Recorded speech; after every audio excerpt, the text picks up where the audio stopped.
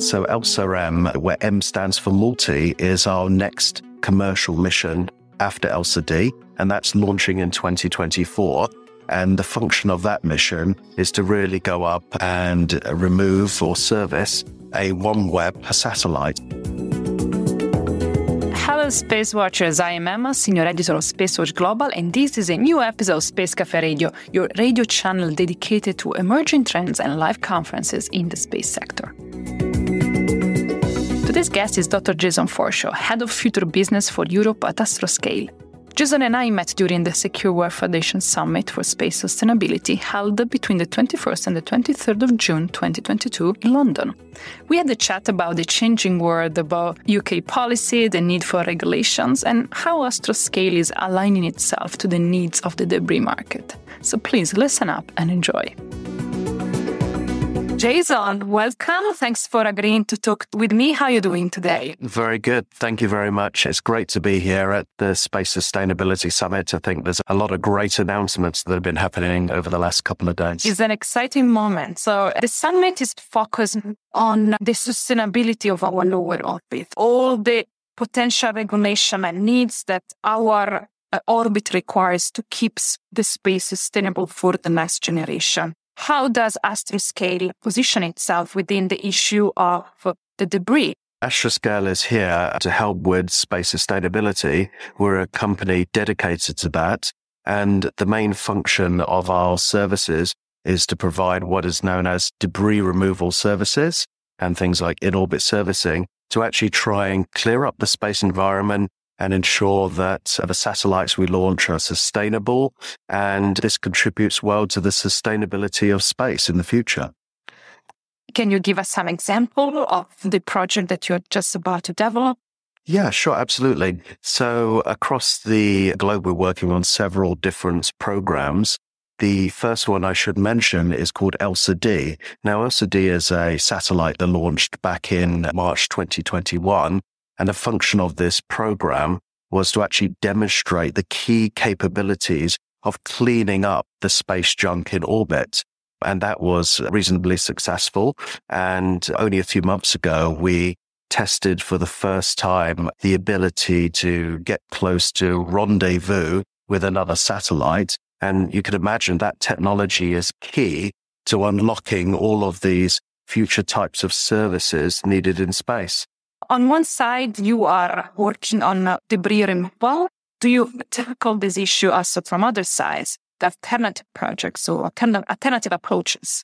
So I think from debris removal, there's kind of two areas we're looking at. One is ensuring that we prepare satellites that are going to be launched in the future for removal by putting docking plates on them. So that will mean they can be easily removed. The other area is, of course, looking at cleaning up the space debris that's already there. And in addition to that, as you said, there's other areas of what's known as in-orbit servicing. And one of these areas we're looking at in our US office is called life extension. And this is effectively going up to a satellite, docking with it. And the satellite may have run out of fuel or needs to be repositioned or moved somewhere else to make it more useful. And that's exactly what we would do in our US office. We'd go there, dock with the satellite and move it to somewhere that's more useful. So as you can see, there's a range of different services here that contribute to the overall sustainability and reuse of existing assets in space, as opposed to just discarding them and saying they're just single-use kind of satellites. Where are your other projects? Are they all going in this direction? Yes, absolutely. There's about 10,000 tons of space debris up there, and there's several thousand satellites right now in space that are not functioning. Now, this is an unsustainable environment. If we don't act now to start clearing up the existing debris and ensuring that future satellites are prepared for removal, then this is only going to become a bigger problem. So that's why we're there, to work on these solutions to help make space more sustainable. We just had a very important announcement by George Freeman, the Minister of Science Technology, the UK Minister of Science and Technology. How does this influence your approach? How is Astroscale involved in the creation of regulations for a more sustainable orbit? Okay, so there's two aspects of regulation that we're involved in. One is on the kind of licensing side. Every satellite you launch into space needs to be licensed, needs to be approved effectively by the government. And as part of that process, you look at things such as insurance, how safe your mission is, do you have the right funding and other things to conduct the mission correctly, etc. And Minister Freeman announced aspects of looking into secondary legislation or other aspects of looking at how the law could be changed with respect to licensing. So I think that's a very important step forward. The other aspect we're involved in is more on the policy side. We're involved globally in a range of different policy groups. We're the chair for CONFERS is an in-orbit servicing working group that operates globally to bring parties together to try and define the rules and standards. And we're also involved in things like the International Astronautical Federation, Secure World Foundation, World Economic Forum, many others as well. And it's through a mix of both trying to influence policy and also hopefully working towards greater regulation that we can actually make space more sustainable. Because as Minister Freeman said, it is a bit of a wild west out there at the moment. And if you don't have proper regulation, and I think he cited back in the day, there was very little regulation when it came to ships and automotive industry. And when that regulation came in place, it became a more standardized operating environment. So that is something that actually creates our business and enhances our business model and allows us to offer these services to keep space sustainable. So is your goal to make debris removal is a routine process? I guess because this is an emerging market, nobody has really done this in space before. And I think our LCD mission is groundbreaking in testing these kind of technologies needed at the beginning. But as we go forward and we have later missions planned, we aim to develop that technology and mature it properly. And I guess at the beginning, you have a few missions here and there. But eventually, and our aim is by around 2030, possibly a bit after that, we make this more of routine operations. I mean, you could just imagine the analogy of if your car breaks down on the motorway, we have services like AARAC, they'll come and tow your car away. It's effectively like a tow truck service in space. It doesn't exist at the moment, but you can imagine how commonplace that is in the UK. No matter where you break down, a service could come to you, pick up your car and remove it. As you say, that will become more routine, hopefully in the next several years. That's what we're aiming for. So some people see the increasing regulation a potential danger for slowing down the commercial chain. Do you think that this might be a problem? Do you think that you still need a bit of fluidity and flexibility? How? What do you think is the right equilibrium? Yeah, I think it's difficult to get the balance correct between under-regulation and over-regulation. But I think it's an even worse scenario where you're looking at a government that some governments have said, look, we really don't want to put any regulation in this area. And that really makes it a wild west. It becomes more problematic. Just let me take you back to the example of standardization of DVDs.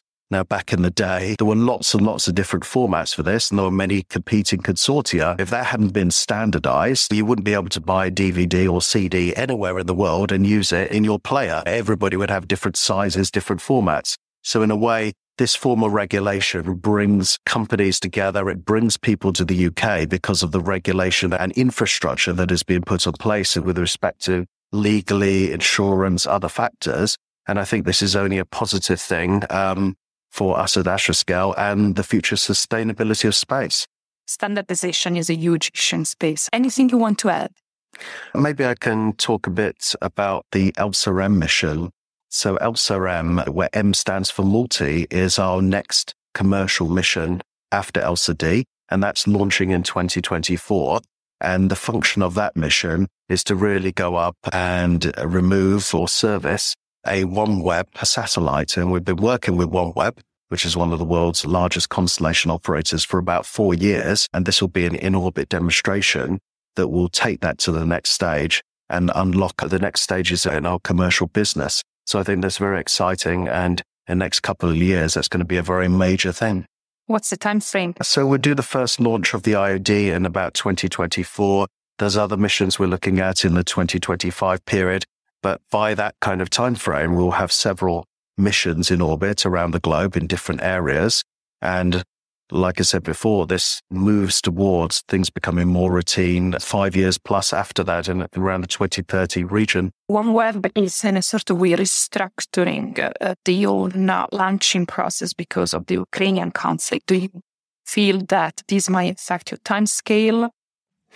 I think that OneWeb still has launched a significant number of satellites into space.